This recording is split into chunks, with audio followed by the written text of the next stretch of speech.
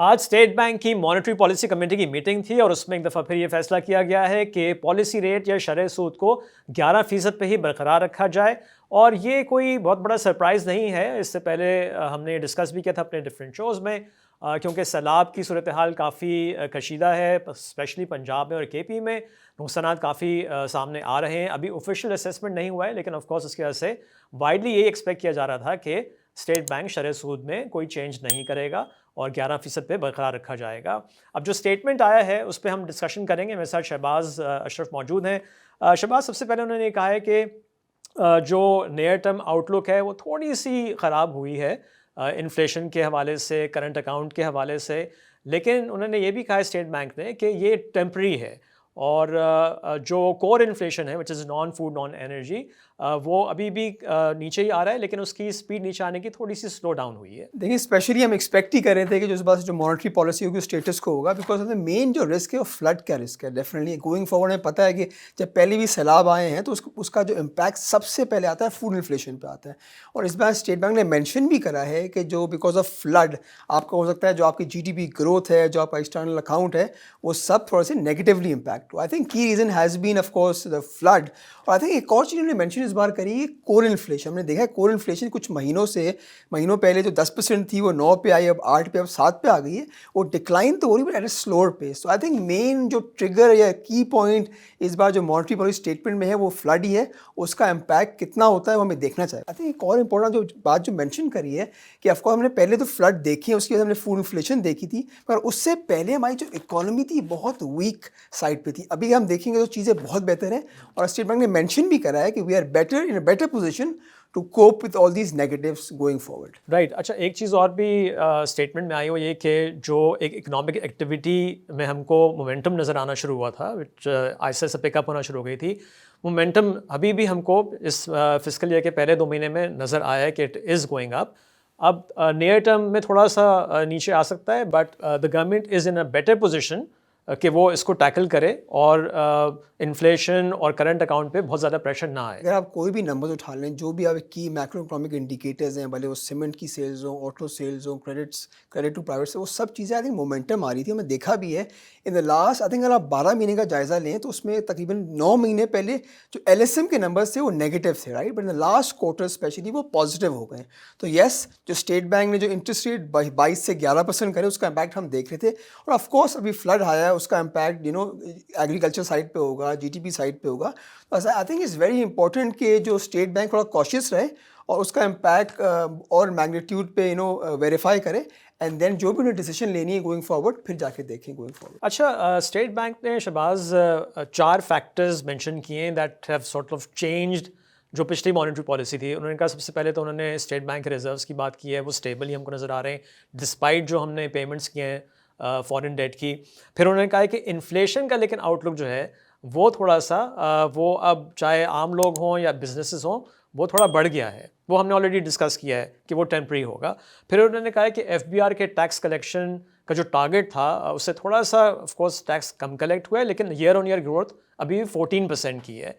और चौथी चीज़ उन्होंने मेंशन की है वो US टैरिफ्स, जहाँ पे अनसर्टेनिटी थोड़ी कम हुई है। तो आई थिंक इसमें ज़्यादा नेगेटिव्स मुझे नज़र नहीं आ रहे। आई थिंक सिर्फ एक ही नेगेटिव है, वो फ्लड की रिस्क है गोइंग फॉरवर्ड और किस तरह आपके फूड इन्फ्लेशन को इम्पैक्ट करती है। अगर स्पेशली देखें 2 हफ्ते पहले जो SPI का डेटा है वो तकरीबन 5.06% अप था year on year, which was a high over 35 weeks. हमने जो लेटेस्ट SPI का डेटा देखा है वहाँ दोबारा फूड प्राइसेस नीचे की तरफ आई हैं। सो देखिए, ऑफकोर्स अगर आप डिफरेंट मीडिया को फॉलो करें, डिफरेंट चैनल्स को फॉलो करें, डिफरेंट इन्फॉर्मेशन को देखें, तो ऑफकोर्स इम्पैक्ट है, डिवास्टेशन हुई है, मगर इम्पोर्टेंटली जब हम कंपेयर करते हैं 2022 के फ्लड से, उसका जो इम्पैक्ट है बहुत इनसिग्निफिकेंट है। Last time I think floods का इम्पैक्ट तकरीबन 10 से 14 अरब डॉलर का था। इस बार जो डिफरेंट एनालिस्ट या रिसर्च हाउस इंडिकेट कर रहे हैं तकरीबन 1 से 2 अरब डॉलर का है। सो येस, ऐसे आपने मेंशन करा, we are in a better position to withstand these all negative shocks. So I think going forward specially 1-2 महीने लगेंगे, उस पर इम्पैक्ट नजर आएगा। बट एक और चीज़ इस बार अच्छी जो मेंशन करी स्टेट बैंक ने वो ये करा है कि एग्रीकल्चर के जो क्रॉप्स हैं, स्पेशली जो खरीफ सीजन के होते हैं, वेदर इट्स राइस और कॉटन, वो तो इम्पैक्ट हुए हैं। But going forward because of better water availability, जो खरीफ सीजन आएगा उसकी यील्ड्स बेहतर हो सकती हैं। तो हो सकता है कि जो हम यहाँ नेगेटिव इम्पैक्ट देख रहे हैं उसमें गोइंग फॉरवर्ड स्पेशली वीट के अगर हम हिसाब से रबी की जो क्रॉप होगी वो और अच्छी हो जाए। और ये भी चीज़ है कि काफ़ी जगह से जो पानी आ रहा था वो रुक भी गया है। इम्पैक्ट जो हम समझ रहे थे और नेगेटिव होगा, स्पेशली सिंध में तो आया ही नहीं इम्पैक्ट तरह से। ये चीज़ थोड़ी सी पॉजिटिव है। तो I think only negative thing which state bank has mentioned, और हमें मालूम भी था वो फ्लड के बारे होगा। बाकी चीज़ें whether it's FX reserve, whether its current account, whether it's remittances, सब चीज़ें ऑन द पॉजिटिव फ्रंट में। और एक और चीज़ स्पेशली रुपया है, लास्ट टाइम जो पीकेआर यूएस पैरिटी थी वो आई थिंक 284 पे था डॉलर, और वो मजीद नीचे आ गया है। मतलब रुपी is stronger at a stronger hold.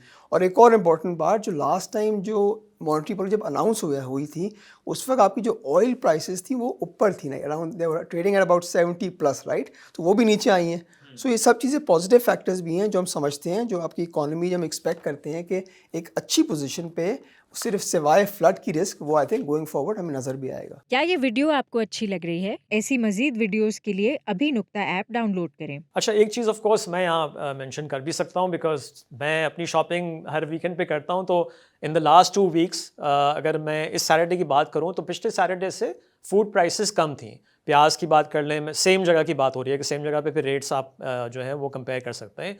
तो प्याज की कीमत भी कम हो गई थी, इवन टमाटर की कीमत भी हमको नीचे नजर आई थी। टमाटर जो 200 रुपये किलो थे, अब सेम जगह पे 160 रुपीज़ केजी इस हफ्ते दस्तयाब थे। और जो रीसेंट खबर भी आ रही है वो यही है कि थोड़ा सा पानी भी जो सतह है वो कम हुई है। तो लेट्स होप के थिंग्स गेट बेटर सून। अच्छा, इसके अलावा अब गोइंग फॉरवर्ड आई थिंक जो चीज़ इम्पॉर्टेंट है, जो हम डिस्कस करते भी हैं कि स्टेट बैंक हर मॉनेटरी पॉलिसी स्टेटमेंट मेंशन करता है कि फिस्कल पॉलिसी, मॉनेटरी पॉलिसी तो वो कंट्रोल कर ही रहा है, बट फिस्कल पॉलिसी को भी जो है वो जो है देखना पड़ेगा, जो गवर्नमेंट का काम है, और वहाँ भी हमको बिल्कुल प्रूडेंट और रैशनल डिसीजंस लेने होंगे। देखिए, जहाँ हमने बात करी स्पेशली जो फर्स्ट 2 मंथ्स में हमने देखा जो रेवेन्यू कलेक्शन के नंबर्स हैं वो of course were high about by 14%, but अब फेल शॉर्ट ऑफ टारगेट। मगर इसमें एक जो पॉजिटिव चीज़ है, जो आपका स्टेट बैंक का जो प्रॉफिट है वो जो ट्रांसफ़र होगा इन फर्स्ट क्वार्टर FY26, उसकी वजह से जो आपके प्राइमरी सरप्लस के टारगेट्स हैं वो आई थिंक बहुत एक्सीड हो जाएंगे।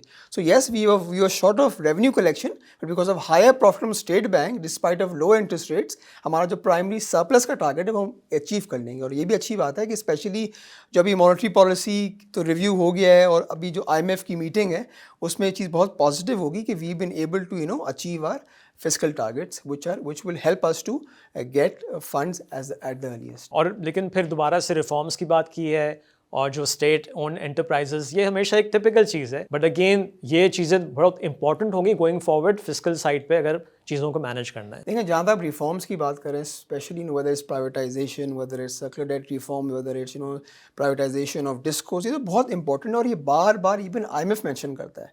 सो येस, ये अच्छी बात है कि जो चीज़ें हैं, जो हमने कोशिश करी थी कि इकोनॉमी को स्टेबलाइज करें, वो चीज़ें हो गई थी। But in order to grow from here we have to take some do some reform, जिसकी वजह से which will be beneficial for the economy in the longer run. But reforms, Shahbaz, वही बात है कि अभी वहाँ भी पेस थोड़ी स्लो नज़र आ रही है।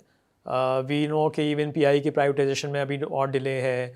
जो दूसरे, अगर हम पावर सेक्टर की बात करें, वहाँ पे जो डिस्ट्रीब्यूशन कंपनीज़ हैं, वहाँ पे जो लॉसेस हैं, और उनको जो उनके बोर्ड्स को रीस्ट्रक्चर करने की बात हो रही है, उसमें प्राइवेट सेक्टर को लाने की बात हो रही है, बहुत अरसे से उस पर कोई अपडेट नहीं आई है। देखिए, जहाँ तक हम मैक्रो इकोनॉमिक नंबर्स की बात करें, मतलब इन्फ्लेशन, सारी चीज़ें वो आई थिंक स्टेबलाइज हो गई हैं। अब यहाँ से अगर हमें फर्दर इम्प्रूव करना है तो yes, the government has to do something extra. जैसे आपने बात करी कि रिफॉर्म्स की बात है और सर्कुलर डेट की रिफॉर्म्स की है, ऑफकोर्स हम देख रहे हैं बहुत डिलेज हो गए हैं, but yes, everyone is waiting कि यार कब जाके ये चीज़ रिलीज़ और सर्कुलर डेट होगा, और आगे जाके ताकि जो आपके सर्कुलर का जो नंबर है 2.3 ट्रिलियन वो जाके कब जाके मज़ीद कम होगा। अच्छा शहबाज, एक चीज़ और है कि अब IMF की टीम का विजिट है अगले हफ्ते, और उसमें ऑलरेडी कुछ स्टेटमेंट्स आना शुरू हो गए हैं।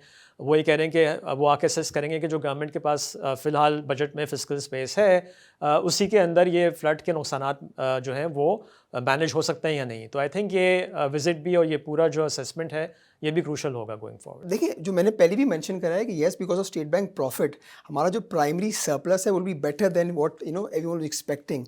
इसकी वजह से हमें स्पेस मिल जाती है कि yes, we can manage this risk. अगर आप ओवरऑल देखें, अगर इसका इम्पैक्ट, फ्लड का इम्पैक्ट इन्फ्लेशन पे, फ्लड का इम्पैक्ट एक्सटर्नल अकाउंट, या फ्लड का इम्पैक्ट फिस्कल स्लिपेजेस में कितना होगा, वो इतना भी फिलहाल मीनिंगफुल नहीं है कि हम इसको टैकल ना कर सकें। मगर ये चीज़ इंपॉर्टेंट है कि along with this IMF review, इस बार पहली दफ़ा होगा कि जो क्लाइमेट फंडिंग की डिस्बर्समेंट है पहली तकरीबन $200 मिलियन की, वो आपको मिल जाएगी। तो अगर वो हमें अमाउंट मिल जाता है अलॉन्ग, अगर ये अमाउंट मिलेगा तो हो सकता है बाकी इंस्टीट्यूशंस भी जो हैं इंटरनेशनल इंस्टीट्यूशंस वो भी आपको फंडिंग दे दें। तो जो भी हमारी तबाहकारी, जो भी हमारी डिवास्टेशन हुई, whether is to transport, whether is to life stock, agriculture, वो यहाँ से हम मैनेज कर पाएंगे। अच्छा, मैं यहाँ ये बताया चलूँ कि जो नेक्स्ट मॉनेटरी पॉलिसी कमेटी की मीटिंग है वो 27 अक्टूबर को है।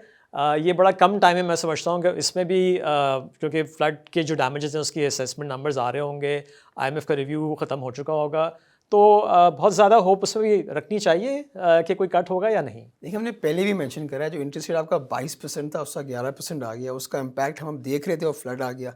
तो आई डोंट थिंक सो कि अगर यहाँ से इंटरेस्ट रेट 1% भी कट किया वो बहुत मीनिंगफुल होगा।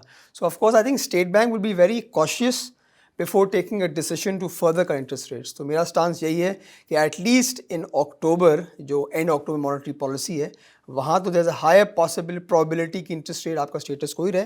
बट गोइंग फॉरवर्ड जो भी इम्पैक्ट फ्लड के आएंगे और IMF का रिव्यू होगा, उसके बाद I think state bank assess करेगा और फिर they will take a decision accordingly. ठीक है Shahbaz, thank you very much. Thank you.